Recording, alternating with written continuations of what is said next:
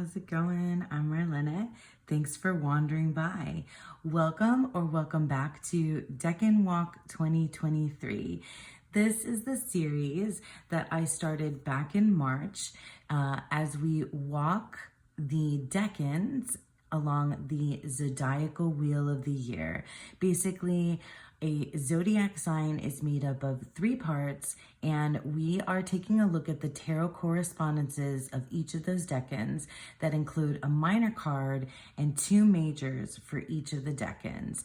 If you're interested and you haven't been here before, I highly recommend that you visit my description box below for the Decan playlist that has my introduction plus all the videos that I've done leading up to now. We are currently like exactly halfway through with this particular decan. We are now halfway through the decan. You can also join us for more conversation, engagement, and discussion about the decans on the Boho Tarot Facebook group. Let's go ahead and get into this new decan, which is the 3rd decan of Virgo. In the 3rd decan of Virgo, we have our decan card is the 10 of Pentacles. This card and these 2 next to it are from the Divine Decan Tarot by Reese Marin. That was kindly sent to me, and I have been using it this entire time because it has all of the information that we need right here on the card. So we have Mercury in Virgo. So we have underneath it, it says mutable earth. So Virgo is an earth, as a zodiac sign that's associated with earth, and it is also considered mutable. That means it's a transition sign. So it is a sign that moves from one season to the next, and depending on where you live, that could be, a different season. Here in the northern hemisphere, this means that Virgo is the last zodiac sign of the summer season as we move into the fall. This decan takes place between September 12th and September 22nd. I always make a mention that these dates can be off by 1 or 2 days depending on what, resources you're looking at. So I just always go with what's here on my card. And then our tarot card, as you can see, that corresponds to Mercury in Virgo, the 3rd decan of Virgo, is the 10 of Pentacles. So we have our Rider-Waite-Smith depiction here of the 10 of Pentacles, one of my favorite cards. And underneath here is the keyword or title, wealth. And you'll find that title on the Thoth deck, but it's the Lord of Wealth. So that's the Golden Dawn, the Hermetic title of this card. So I'm going to show you the 2 majors that correspond, and then we'll take a look at some other cards, and then we'll get into the books and the meat and potatoes and discussion of what this all means. So with Mercury, let's start with Virgo, actually. I always do that. We'll start with Virgo. And the Virgo card we've been hanging out with for the last 2 decans is the Hermit. So Hermit is our Virgo card. And then we now have Mercury in Virgo, and Mercury corresponds to the Magician. So we've seen the Magician before because the planetary rulers of the decans follow a particular pattern, and the cards follow a particular pattern as well because of it being mutable. All of the mutable signs, because they come at the end of a season, they correspond to the 8, 9s, and 10s. Okay, so the 8, 9s, and 10s, you'll see that the fixed cards, the ones in the middle, are the 5, 6, and 7s. And the cardinal cards, or the cardinal signs, they come at the beginning, right? So the beginning is the cardinal sign, so the 2, 3s, and 4s. So some of you that have been along for this ride with me have now might you know, have now seen this kind of pattern emerging, that where the numbers go based on whether it's a cardinal, fixed, or mutable sign, and also which particular suit we work with has to do with the correspondence to the element. So Virgo is an earth sign, so we have the Pentacles. Major cards that correspond. The planetary one is, there's the planetary ruler of the Decan, so that's Mercury. But here, the zodiac sign also has its own planetary ruler. So each zodiac sign also has a planetary ruler, and sometimes we've taken a look at that as well.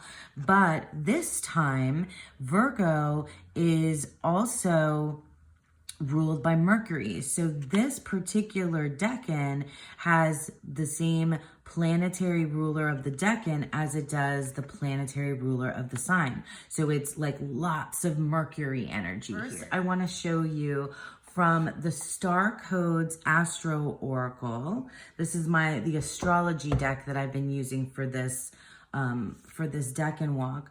I had this card out the last couple times. So this is our Virgo card from the Star Codes, and the keyword here is digest, which I just absolutely love. We've learned that Virgo has so much to do with process, detail. Digest also corresponds to the idea of Virgo being ruling the intestines. We've got wheat here, so it suggests the harvest, which is a big part of Virgo as a, you know, reaping and harvest time in that particular season. Also, I want to make mention, so if you are, if you're interested in like doing more of a deep dive into the Hermit, along with Virgo, you should go to Dustin, my buddy, Dustin, Modern Metaphysique. Many of you probably already know him, but he has a series, a deep dive series, where he's been going through each of the major cards of the tarot. And I went back and listened to the Hermit recently because I, you know, wanted to get more in touch with the Hermit card. And he goes through the art history of the card, the symbolism, so much. It's such a good series. So if any of you, like, as we move from one sign to the next, there's a major card that corresponds to it. And it's a wonderful idea to like take, you know, to go into that series and watch that video, because it just opens up so much more. One of the things that I thought was really cool that Dustin pointed out is that this depiction, this hooded, you know, cloaked figure with the lantern and the staff, this like over like tarot history, even with the most, you know, the most historical decks, it hasn't changed much, which I think is really, really fascinating. Anyway, and there's so much more to dig into there. And it, I think, will help you, like, it'll open up these ideas.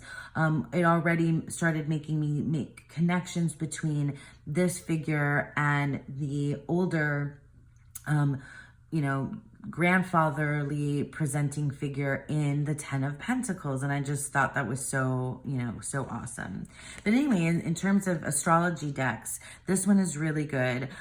This Virgo card, it gives me all of the, you know, that basic kind of like foundation about what Virgo is. So then here we have Mercury for the Magician. So I pulled this one out, and it has the caduceus and it has the keyword messages.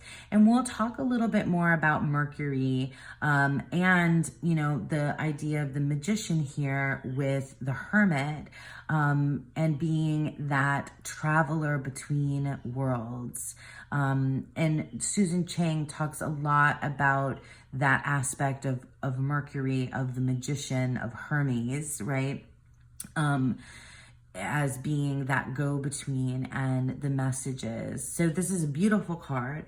And then I also grabbed from the Star Codes Astro Oracle, I grabbed the 6th house because the cards, right? So the the zodiac sign has its natural house, and it's the 6th house. I am not super well versed on the houses.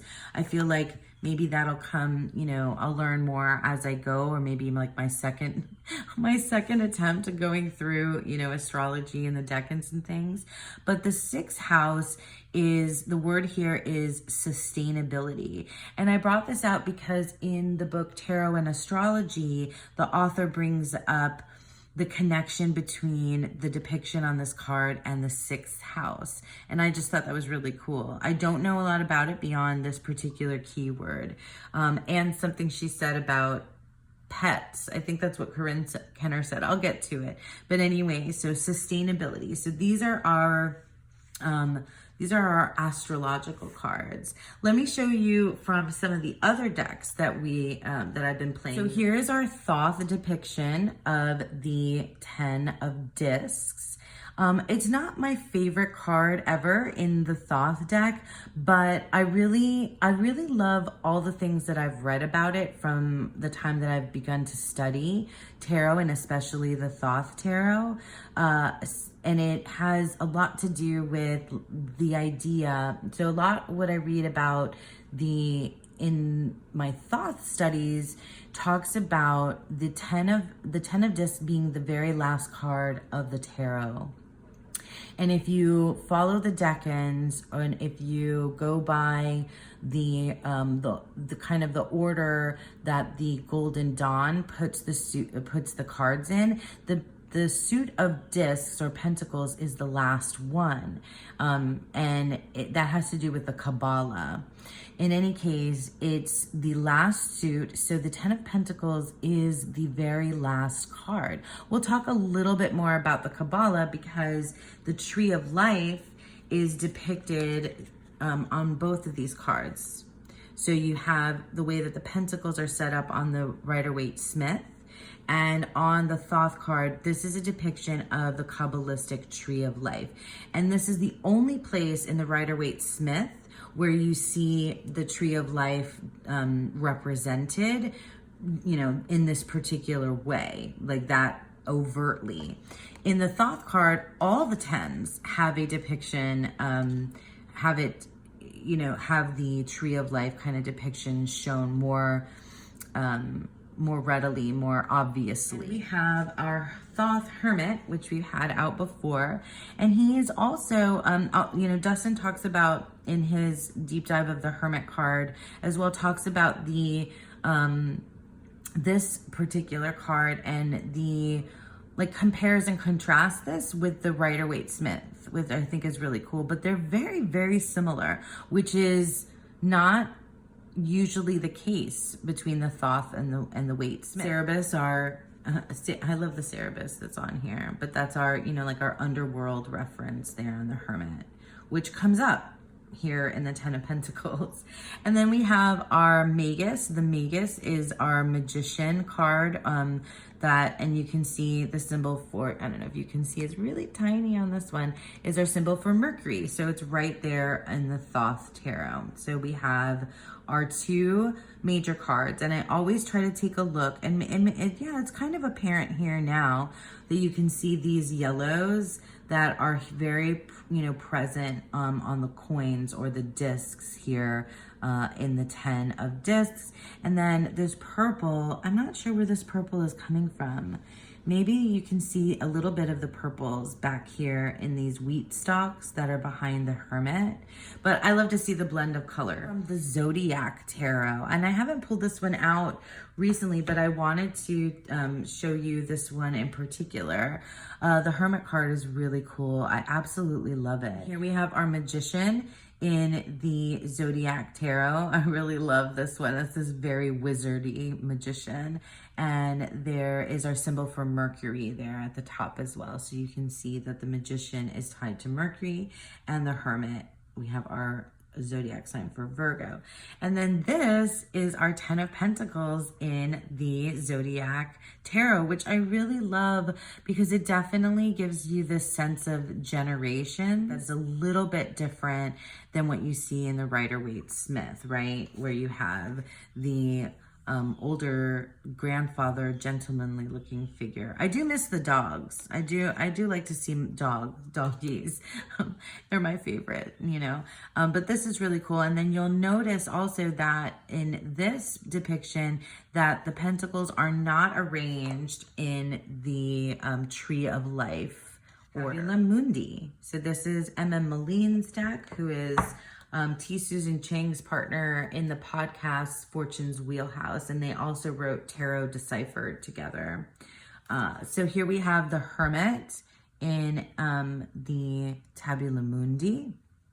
Very, very similar, lots of symbolism here. You have the three-headed Cerberus. We have a hooded figure with a staff and a lantern as well in that Hermit card. And then here we have the Magus, which is a DJ. Like, I kind of really love this, and definitely nods to Hermes with the helmet, the winged helmet here. And we have our Mercury symbol here. And it's like this, he's spinning. Yeah, he's got the pentacle. He's got, I'm sure there's a wand and a cup and the sword somewhere. Yeah, if you look over here. Yeah, there's the sword, the cup, and a wand, which is really cool. And he definitely has the as above, so below kind of motion that you tend to look for in the Magus. But then there's this like portal, like, energy going on here, which really makes you think of this, messages, and the Mercury being the psychopomp and moving between worlds. And here we have our 10 of discs, which is very much very similar and arranged in the life depiction. So this is very Thothy, very much inspired by the Thoth deck. A bit of color play going on here, but not as clearly for me as in the Thoth, but I can see like this descent sort of. It's interesting to think about the Hermit like ascending or descending, and here it seems the Hermit is descending. And here in the 10 of discs, we also have that stone. Those stones represented again, and it feels like we've reached the, like the end. We've made it to the bottom, which is Malkuth, which is the last Sephira on the Tree of Life. 8th House Tarot. We have already looked at our Virgo card here, and I've shown this to you the last couple of decans. I've found this one interesting because it has that cocoon, that butterfly moth energy of like going within and emerging. And then we have our Magician, and I'm pretty sure I've shown this Mercury Magician card before. I just think it's really cool that it has all of our elements. So we have the earth, we have the water, we have the air, and we have the fire, and then we have our as above, so below, and the kind of lightning bolt, that energy in between. And then this is our Mercury and Virgo card, the 10 of Pentacles. It's so simple, but I really love it with the hands of someone elderly and someone adults but middle-aged, and then the child's hand on top. It so speaks to those that generational idea that we see here in our Rider-Waite-Smith depiction, and it speaks to that like legacy, our legacy on Earth, our legacy here in the world. And I really absolutely love that particular depiction. I'm gonna dive into the different books that I've been reading from to put everything together and get a sense of these two energies, Mercury and Virgo, coming together to give us the 10 of Pentacles. So one of the books that I've been using that I got kind of, as I had already begun this Decan Walk, is this book, Tarot and Astrology, that was recommended to me by a bunch of different folks. It's by Corinne Kenner. And this book So what I wanted to do in this particular video is I wanted to talk to you about the Decan itself, but I also kind of wanted to give you like a kind of semi-review now that we're halfway through this practice of how I've been working, or how I feel about these particular books as we've been going. Now, the tarot and astrology is probably the best book out of all of the books that I've been reading from to give you a very like quick, clear, concise understanding of tarot and astrology, of the astrology correspondences with tarot. It has lots of information before you get into each decan and quite a bit of information after. It goes through each of the planetary, the planets. It goes through each of the zodiac signs, and it discusses the correspondence between that zodiac sign and that planet and the tarot card that it is associated with. So, and it's brief. It's not like pages and pages. It's like a page and a half or so per entry. So this one, I feel like, is really good if you don't have a lot of prior knowledge of astrology, if you don't have a lot of prior knowledge of the Kabbalah and the Tree of Life and those tarot correspondences, and if you don't have a deep knowledge of mythology, because all of these things kind of roll and are intertwined in a decan study, because we're kind of taking all of those parts and pieces into account. The Kabbalah, although it's not astrology, the Kabbalah, the way that the Hermetic Order of the Golden Dawn tied in the Kabbalah, which is Jewish mysticism, really, is not astrology, but it is so woven into the fabric of the depictions of these cards in your Waite Smith and in your Thoth that it's difficult not to include it when you're talking about any particular card, because it's part of the how and the why these depictions look the way they do. So for those of you that have not yet done a deep dive of Kabbalah, and I personally have only done a kind of like cursory beginners kind of surface level study of the Kabbalah, certainly don't have a very deep understanding of it. So all of that to say that for those of you that don't have that prior knowledge, Susan Chang's book kind of assumes that you have this prior knowledge. She talks a lot about the Kabbalah. She talks a lot about mythology. And if you're not well versed, it can seem a little bit kind of difficult, or you would have to kind of, when something like that comes up, you have to then go outside of here to further study. The tarot and astrology book, I think, gives you a much more I don't want to say simplified, but it does simplify it in a way that it just touches upon these concepts enough and in a way that makes it easy to just get to what I'm trying to get to, which is how Mercury and Virgo come together in this. It looks like this. It's just literally one page, and I highlighted just a brief portion of it. So the things that I highlighted are Mercury is exalted in Virgo, okay? Which means the messenger planet is an honored guest in the Hermit's home. Not already, because that we have Mercury is the Decan, the planetary ruler of the Decan, but also the planetary ruler of the sun. So that means that we have a ton of Mercury energy. Comes bearing messages from the outside world.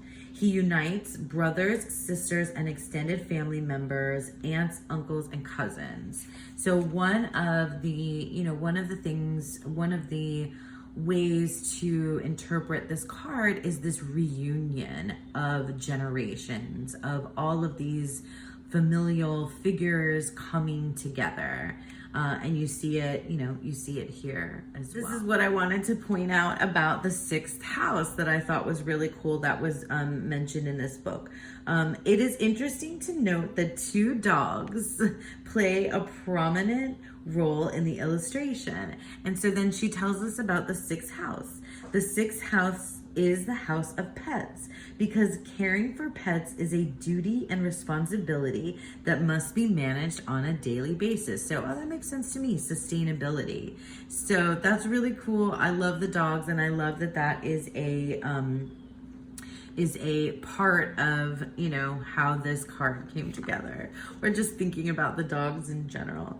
So the Golden Dawn designers of this card called Mercury and Virgo the Lord of Wealth, because it illustrates the fullness and richness of a life well lived.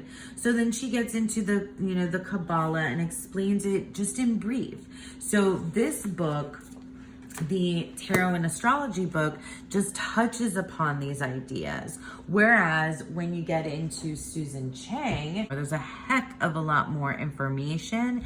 I think Corinne Kenner doesn't necessarily assume that you already know all this stuff. I think Susan Chang, because this is part of, I think, a body of work. Susan Chang has a couple other books plus the podcast. So she has Tarot Correspondences, Tarot Deciphered that she wrote with M.M. Moline, and the podcast that she did with M.M. Moline, where all of these different kinds of correspondences of astrology and mythology and the Kabbalah kind of all come together for her. So I just wanted to put that out there, that I think that one of the more challenging things about this book is that I think it assumes a lot of prior knowledge that one might not have if they're just coming to the 36 Secrets, with a person like me who doesn't know astrology, who has some, I have some familiarity with her other works. So I've listened to the podcast, but it deserves another run through because there's just so much material in there. Somebody who's only kind of done a cursory beginner's kind of study of Kabbalah, and then only in relationship to the tarot. I just wanted to put that out there to you guys. Let's get into the Susan Chang book, and I want to walk you through some of the things that stood out to me as really important for understanding the energy of Mercury and the energy of Virgo, and really what this card means to me. So Susan Chang starts out by saying, with the final card of Virgo, we come to the end of the story of Earth. It is the story of the life of matter. So that already is making this, bringing in this idea of the Kabbalah and the Tree of Life. Just to give you an idea, it's like a creation story where we begin in Keter and move down the Sephira. There's so much to it, but I'm just trying to give you an overview. And this very last Sephira down at the bottom, and you can see it here too, is Malkuth. And Malkuth is our world. It's the earth, it's reality. It's the world we know. And that's something that Susan Chang also says about it. So in this particular card, we come to the end of the story of Earth. And also because if you follow the tarot in the order that the Golden Dawn puts the suits in, it goes fire, water, air, and earth. And so the 10 of Pentacles is the last card of the tarot. Okay, so she also talks about, and this is where she brings in Mercury and the magician, and that's real important to me for understanding this card. She said, like, our life on earth, our life of the story of matter, we have built a livelihood. We sought our purpose. We fashioned an inheritance for our successors. So that's another key, key words that go along with this card: legacy, inheritance.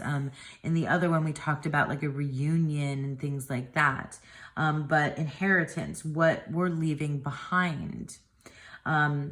So whatever we first conceived, so the story of our lives, really, whatever we first conceived, we have now brought to earth. So whatever we first conceived, we've brought it down to earth, and made it real. And so we have that idea of as above, so below, which you see very clearly in the magician, which is the avatar of Mercury, who is the ruler of Virgo and the ruler of this decan. So it's very much, our life of matter, our reality, we've drawn down into the world. So I can see, these two cards kind of, or at least the Mercury, the magician portion coming together. It also talks about, that we know that the Hermit corresponds to the sign of Virgo. Who is the wise old man that we see in the Hermit card? Who is that, Is that somebody that we go to? Is it a guru that we seek? Is it an archetype that we can place ourselves into? It's one of those things that's really fun to explore, like what, based on your perspective, are you the Hermit or are you seeking the Hermit? See this archetype reflected in all three of our Decan cards. Here are our three Decan cards. So she says, I believe that in the Eight of Pentacles, we see the Hermit's focus, the search for truth that drives him to seek out the unknown. So this is like our work, the hard work that we're putting into the search, okay? And then in the 9, we see the conditions and consequences of his mission. Solitude. Well, many other things that we talked about in the last decan that we see here, but there is this idea of solitude, of independence as well. And then finally, in the 10, we see how long his journey has been and the years it has exacted, right? Because she's corresponding, the Hermit, to this grandfather figure.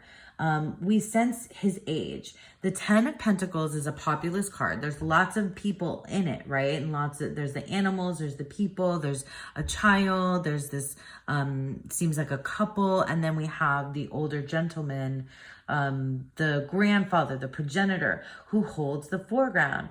Although his time is nearly over, he is for one last moment still the hero of this tale. So that's kind of where the Hermit's journey kind of goes in, if you want to take a look at it that way across the 3 cards of this decan. So interestingly enough, she brings up this, the idea of the Pentacles being, this earth suit being, some folks read it as material things, right? This is the Lord of material gain, right? In this particular card. And the Pentacles are often read as things, as money, as finances. And so you can look at the story of this 8, 9, and 10, these decans, in a progression when you're talking about product. That's what she's saying. Like, it's the story of the life of matter, that bringing something into being, like a product, right? Like a literal, actual thing, a material thing. Or you can take a look at it as, how, in a sense of how we make tangible our life purpose. And these, this journey kind of that we arrive at with the magician and with the Hermit, of how we're making real what matters to us in this world. And she goes on to say that not only is it about what we're making tangible, but how we pass it on to the next generation. So many different things: your legacy, what you're leaving behind, and whom you're leaving it to, and what is your sort of tangible life purpose. And I think for me, that is at the heart of what this card means to me. Something that she also mentions is that implicit in that story, right, across these 3 decans, that story of of our tangible life purpose, of our life's work, is also the death of the creator. We see that this is coming to an end. And so that's what's really cool about bringing in that we have our Magus, that we have our magician, that we have Mercury here, because this is the world of the psychopomp. If we're talking about death, the underworld, Mercury, then we are talking about this movement between the worlds. And she goes on to say, welcome to the realm of the psychopomp. That's what she says. The psychopomp is that, figure that moves between the worlds, our world and the underworld. Our chthonic guide is a god of interpretation and translation, a trickster and a fence. Although he may safeguard the light as he travels through its netherworld. So the light of the Hermit, right? Which is our life's purpose, I'd like to think, is in there. We can't expect it to emerge unaltered. Hermes, famous friend to man, takes our ghostly hand as we leave this world, conducting us on a one-way journey. Like the sun, we surely rise again, but never as we were before. So what she's saying basically is that Hermes is our guide. We know that this suggests that we're coming to the end of life, right? And having Mercury, having the Magus, having him there is like our guide into the underworld, the afterlife, the whatever it is that you think is happening next, that's, totally personal. That's the Hermes aspect, the Mercury aspect. Also, we can think of the light in the Hermit's lantern as the light of a human soul. As the Hermit tenders that light into the care of its underworld guardians, the body falls lifeless. So another thing that's interesting to think about with Virgo, especially in the Northern Hemisphere, is that this decan of Virgo 3 sees the sunlit day diminishing till it's equal with the night. So across this particular decan, we now have a change of season. The days are just long enough to bring in the harvest from the fast fading crops and store it for the cool weather ahead, or to collect seed for spring. So we're, transitioning. It's a mutable sign. So we're transitioning, and it doesn't mark the end of the zodiacal year, but just one half of it. It does mark the end point on the tree of life. So that's why she's making all these references to this particular card being, coming to the end of something. And this, Malkuth is our, real world. So she's drawing that. Something else that she mentions that I thought was interesting to ponder is that she says it's a reminder, in case we forget, distant as we are from the divine source, which is Keter here at the top, that there is much more to life than we can see, hear, smell, taste, and feel. I'm not sure if, everybody, actually I'm pretty sure that not everybody necessarily believes that, but it's an interesting thing to think about. Like the further that you get from, the divine source, Keter, down to Malkuth, the further you are, from something divine, you are living your reality where things are very tangible, right? You're using your five senses in your reality. And this card is something that makes us think about what, that there's more to life. There's more to life than just our tangible thing. It's about Mercury and the Magician and how, so she goes on to talk more about how Mercury, the Magician, is, can go anywhere and everywhere, that the infinity symbol signifies, roads that return to their origin. So like, the Magician travels in and out of reality. So Mercury moves every which way, and sometimes from the beginning to the end and back again in an infinite loop, right? And then you think of that kind of journey, right? The journey down the tree of life, or the journey up the tree of life. And that's an interesting thing that I brought up already about the Hermit. Like, is the Hermit ascending, or is the Hermit descending? And like, if you take a look at the way that Emma Moline depicted the Hermit, he's clearly walking down. And this Hermit in the Rider-Waite-Smith has, landed on the top of a mountain, right?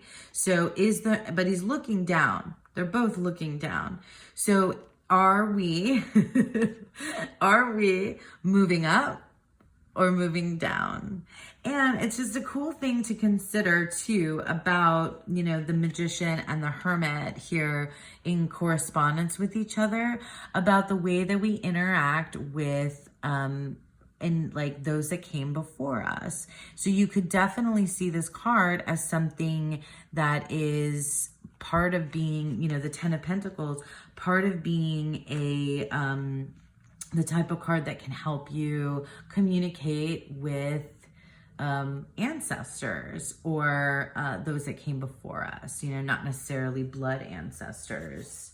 And she brings that up and talks about that later, what she thinks of in terms of like the skills of the Hermit, and what you can do, what we know about the Magician, what we know about the Hermit, and what we know about the Ten of Pentacles, where like this kind of card works in terms of in how we can use it in our practice, in our magic, and so on and so forth. I want to talk about the Thoth deck, and one of my favorite books that I've been sharing with you guys is the Tarot Handbook by Angeles Arian.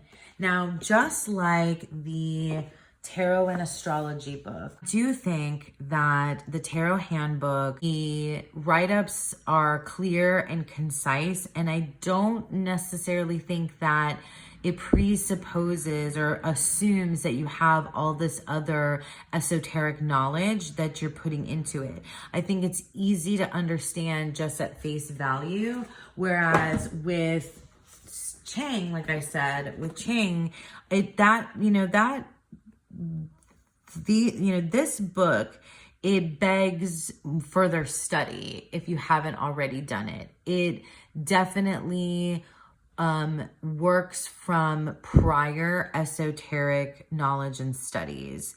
So that's why I think it's, useful for me and hopefully valuable for you guys, for me to like interpret Susan Chang to you in case you haven't done, in case you haven't done all of that, legwork just yet.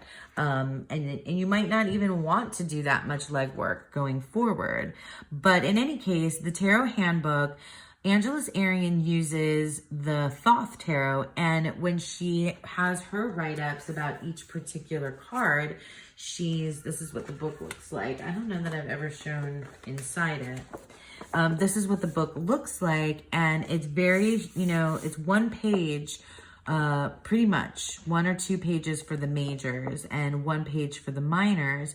She really just kind of gives a very succinct, broad interpretation of the symbols. And I think also she tends to have her own particular lens, which doesn't necessarily always line up with the Golden Dawn. And I really kind of appreciate that.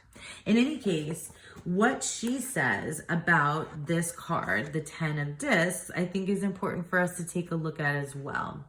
She says that we know already that this is Mercury in Virgo. So she says it is through your communication skills, which is Mercury, and through your organizational skills, Virgo, that you can manifest abundance or prosperity in a tangible way. So this is like really like a even more of a straightforward way to look at it. So blending these ideas of Mercury and Virgo together, it's how you manifest abundance and prosperity, the Lord of Wealth, which I really like that take. The communication gifts. So the card symbolizes that by using your communication gifts. So there are 3 signs of Mercury here at the top. And then she says your healing gifts, which is the caduceus, the healing caduceus on the bottom coin. And your inspirational gifts. So that's these stars within them on these coins. She says, you are able to manifest abundance, which is represented by the Hebrew symbols for abundance in the middle 3 coins. So this middle 3 coins are abundance. I like what she's got to say here. This is wealth on every level of consciousness: mental, emotional, spiritual, financial, and physical wealth, which is made tangible in the external reality. So she's saying, you know, she's kind of saying in a very short, succinct way, kind of what we read through with Susan Chang, because this Malkuth is our external reality, and bringing together these 2 journeyers, right? You can think of the Hermit's journey, you can think of the Magician's kind of all over the place, messages, movement, as above, so below ideas, that we're drawing our life's purpose into reality here as well. But there's also the idea of abundance and prosperity, which 100% coincides with the seasonal association of Virgo in the harvest at this particular time of year. And again, we said with our Mercury card, the message is moving from, everywhere, back and forth. The message is moving, from Keter to Malkuth, from divine sources to us, from us, our legacy, from us to our children, or from our grandparents and great-grandparents down to us, or even, not necessarily blood relatives, but the knowledge and wisdom that came, before us, those masters of wisdom that we seek, like the Hermit, himself. So all of this, and sustainability and those puppies is in here too. All of this comes together to show us what Mercury and Virgo means. And it means so much in this one little card. I couldn't, I had to make a long video, and I'm still talking about it because I feel like there's a wealth, sorry, but I had to. There's a wealth of information, purpose, understanding, growth, communication, abundance, prosperity, familial ties, all contained in this Mercury and Virgo Decan in this card. And for my part, the legacy piece is the one that always stands out to me the most. And so, that's the piece that I'm going to be working with, I think. But all these other kind of bits and pieces I will be working with as well over the course of these next 10 days and in the spread. So, in the tarot spread. So, as always, I have created a tarot spread for for you guys that, and for myself to do, that encompasses all these things that I've learned about this particular decan. And you will be able to find that in a PDF version in the description box below. Or if you are, following along in the Boho Tarot Facebook group, I also post a picture of that there as well. And I've been posting on my Instagram as well, so you can follow me on Instagram if you'd like as well. So that's it. I've talked so much, my throat hurts now. It's a really long one. I thank you all so much for sticking around with me, for hanging out with me through this Decan Walk. Those of you that have been with me from the beginning and those of you that have just joined me, I appreciate all your comments, all your feedback, all the love and insight that you've been giving into this particular practice. It's been just an absolute blast and wonderful to have you by my side as we go through. So thank you again for sticking around with me. I hope that you all have a beautiful, wonderful third decan of Virgo and a beautiful, wonderful day.